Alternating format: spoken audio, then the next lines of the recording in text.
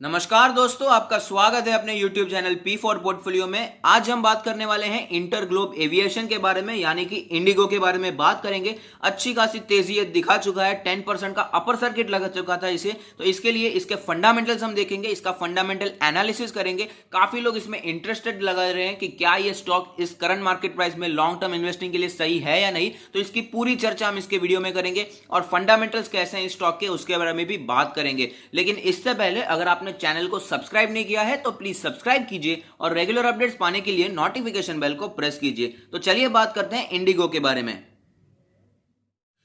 Fundamental analysis से पहले एक बार नजर डाल देते हैं इसके क्वार्टर 4 रिजल्ट्स के बारे में। तो आप देख सकते हैं कि इंडिगो ने क्वार्टरली लॉस रिपोर्ट किया है 871 करोड़ का, क्योंकि कॉस्ट काफी बढ़ चुके हैं और कोरोना वायरस की वजह से आपको पता ही है कि सारे प्लेन्स को रोक दिया गया था। इसके वजह से इंडिगो को भारी गिरावट का सामना करना पड़ा है और लॉस भी अच्छा खासा तगड़ा हमें देखने को मिला है, क्योंकि aviation sector heavy industry sector है, हैवी एसेट सेक्टर है। इस वजह से थोड़ी सी भी अगर इसमें ऊंच नीच होती है तो लॉस बहुत बड़ा भारी सहन करना पड़ सकता है। तो आपको पता ही है कि काफी दिन से प्लेन उड़ नहीं रहे थे, सारे प्लेन्स को स्टॉप कर दिया गया था और इसी वजह से इंडिगो ने भी लॉस बुक किया है। तो अब चलिए बात करते हैं, कंटिन्यू करते हैं फंडामेंटल एनालिसिस को।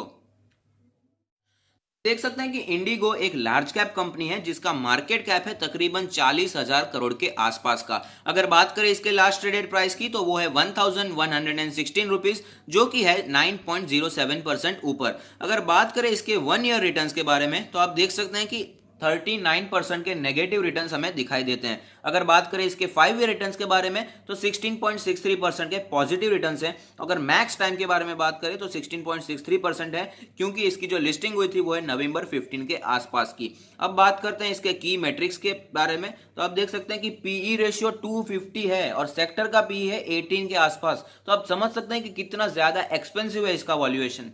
अगर पीबी रेशियो की बात करें तो 5.66 है, जबकि सेक्टर का प्राइस टू बुक है 2.41। तो यहां पर भी हमें बहुत ही ज्यादा एक्सपेंसिव दिखाई दे रहा है। अगर डिविडेंड यील्ड की बात करें तो 0.48% है और सेक्टर का डिविडेंड है 1.74%। तो अब देखते हैं फाइनेंशियल ट्रेंड कैसा है कंपनी का, क्या कंपनी ग्रो कर रही है या नहीं।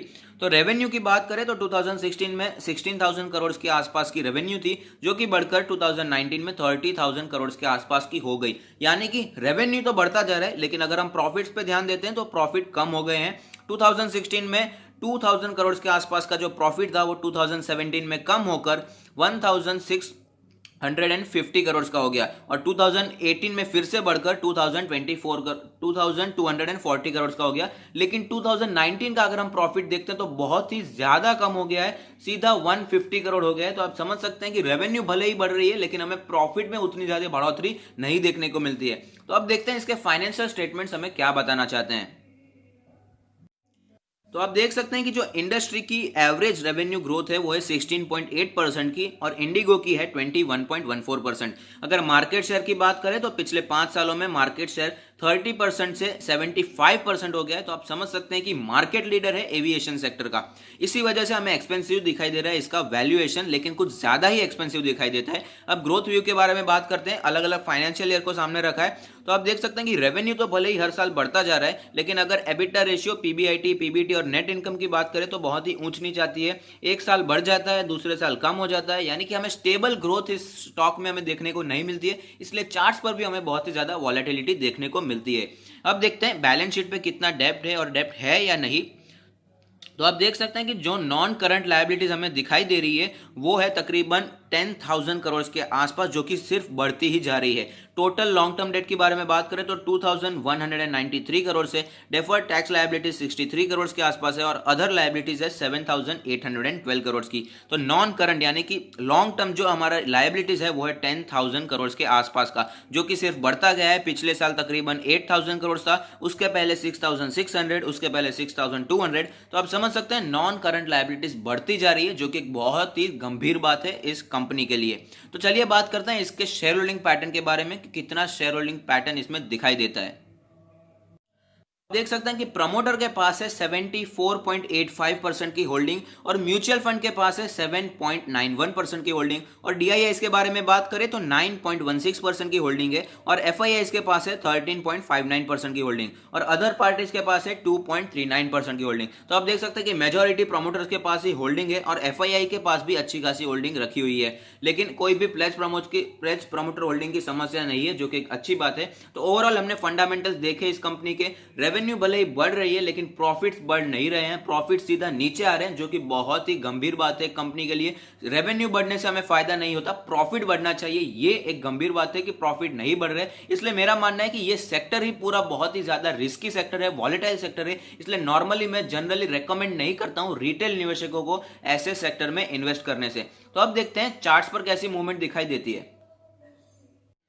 देख सकते हैं हम चार्ट्स पर आ चुके हैं, जहां पर मैंने ऑल टाइम चार्ट लगाया है जिसमें एक कैंडल 1 मंथ को रिप्रेजेंट कर रही है। तो आप देख सकते हैं कि बहुत ही ज्यादा वॉलेटाइल रहा है ये स्टॉक, कभी ऊपर जाता है कभी बहुत ही नीचे आ जाता है। तो इसमें लॉन्ग टर्म इन्वेस्टिंग जैसा कुछ दिखाई नहीं देता है, क्योंकि कुछ ज्यादा ही वॉलेटाइल है और ज्यादा ग्रोथ हमें स्टॉक में देखने को नहीं मिली है। आईपीओ के बाद भी हमें सिर्फ 16% के पॉजिटिव रिटर्न देखने को मिले हैं। तो आप समझ सकते हैं कुछ ज्यादा दम नहीं दिख रहा है इस स्टॉक में।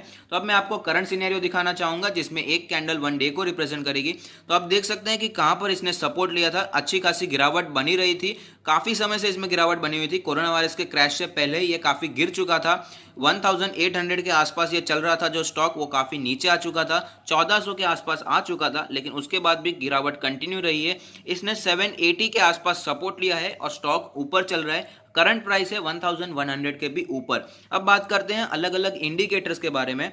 तो आप देख सकते हैं कि मनी फ्लो इंडेक्स का जो नंबर है वो है 61.06 और उसने एकदम से स्पाइक लेता हुआ दिखाई दे रहा है, यानी कि मनी फ्लो इंडेक्स एकदम ऊपर जाता हुआ दिखाई देता है। अगर आरएसआई के बारे में बात करें तो जो आरएसआई का नंबर है वो है 65.7 के आसपास, उसने भी एक जंप लेता हुआ दिखाई दे रहा है, यानी कि तेजी इसमें आ सकती है और ऑलरेडी आ भी चुकी है। अगर बात करें एमएससीडी के बारे में तो आप देख सकते हैं कि एमएससीडी ने इसने हमें बुलिश क्रॉसओवर काफी समय पहले ही दे दिया था, लेकिन बार बार ये बियरिश क्रॉसओवर देने की कोशिश कर रहा था, जो कि सक्सेसफुल नहीं हुआ है और जो पहले का बुलिश क्रॉसओवर था वो कंटिन्यू रह गया है, यानी कि तेजी आगे भी कंटिन्यू रह सकती है। और अगर आप इसके अभी करंट ब्लैक लाइन को देखिए तो एकदम से स्पाइक लेता हुआ वो भी हमें दिखाई देता है। अब बात करते हैं इसके बॉलिंजर बैंड के बारे में कि बॉलिंजर बैंड में कैसी सिचुएशन है। तो आप देख सकते हैं कि बॉलिंजर बैंड में ऐसी सिचुएशन बन गई है कि ये अपर बैंड के भी ऊपर क्लोज हो चुका है, यानी कि भयंकर तेजी पिछले कुछ दिनों में दिखा चुका है, इसलिए टेक्निकल करेक्शन हमें देखने को मिल सकता है। इसलिए मैं कहूंगा सावधानी से इसमें ट्रेड करना चाहिए, हालांकि मैं आपको अवॉइड करने को कहूंगा इसमें ट्रेड करने को भी। तो अब देखते हैं इसका पिवट लेवल हमें क्या बताना चाहता है, कौन से हैं इसके पिवट के पॉइंट्स। तो आप देख सकते हैं जो रेड लाइन है उसके ऊपर ही ऑलरेडी निकल चुका है, इसका पिवट का रेजिस्टेंस था उसके ऑलरेडी ये ऊपर निकल चुका है, वो लेवल था 1067 का।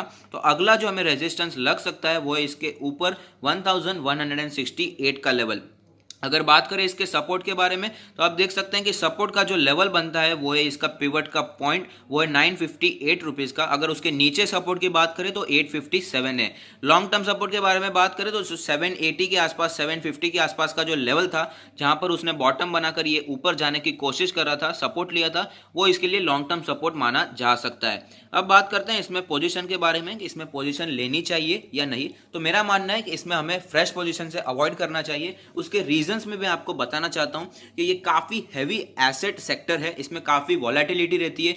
कुछ रूट्स रहते हैं जो कि बहुत ज्यादा प्रॉफिटेबल रहते हैं, लेकिन कुछ ऐसे भी रूट्स होते हैं जहां पर पैसेंजर इतने नहीं होते हैं, ऑक्यूपेंसी रेशियो बहुत ही कम होता है, सीट्स ज्यादा खाली होती है और पैसेंजर काफी कम होते हैं। तो इसकी वजह से ऐसे रूट्स में इसे बहुत ही ज्यादा घाटा सहन करना पड़ सकता है। इस वजह से मेरा मानना है कि ये सेक्टर ही ओवरऑल में अवॉइड करना चाहता था पहले से ही इन्वेस्टिंग के लिए। इसलिए मेरा मानना है कि फ्रेश इन्वेस्टमेंट इसमें नहीं करना चाहिए। हमने फंडामेंटल एनालिसिस किया जिसमें हमें पता चलता है कि इसके प्रॉफिट्स डिप करते जा रहे हैं, प्रॉफिट्स में बहुत बड़ी गिरावट आ चुकी है। और हमने देखा कि सिर्फ इस साल की वजह से नहीं, कोरोना वायरस की वजह से नहीं, 2019 के प्रॉफिट भी काफी नीचे जा चुके थे।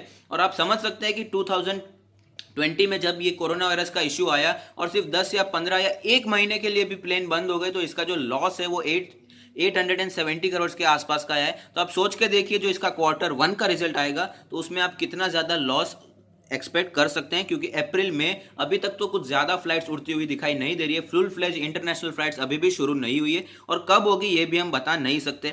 और क्या सिचुएशन आपको लगता है कि पहले जैसी सिमिलर होगी कि लोग घूमने जाएंगे? मुझे तो लगता है कि इतनी ज़्यादा सिमिलर सिचुएशन हमें देखने को नहीं मिलेगी। लोग इतना ज़्यादा टूरिज्म को अभी अट्रैक्ट नहीं होंगे। तो मेरा मानना है कि ये सेक्टर हमें थोड़ा सा अवॉइड करना चाहिए अभी, क्योंकि काफ़ी हैवी एसेट तो है ही, और जो सिचुएशन अभी बनती हुई दिखाई दे रही है वो भी इसके फेवर में नहीं है। लेकिन मैं ये नहीं कहता कि स्टॉक बुरा है, स्टॉक बहुत ही अच्छा है, कंपनी अच्छी है, मार्केट लीडर है इस सेक्टर की। लेकिन ये सेक्टर ही इन्वेस्टमेंट के लिए, रिटेल निवेशक के लिए इतना ज़्यादा सूटेबल नहीं है। तो मैंने आपको बता दिया कि फ्रेश इन्वेस्टमेंट के लिए तो मैं अभी भी कोई भी इंटरेस्ट नहीं दिखा रहा हूँ स्टॉक में।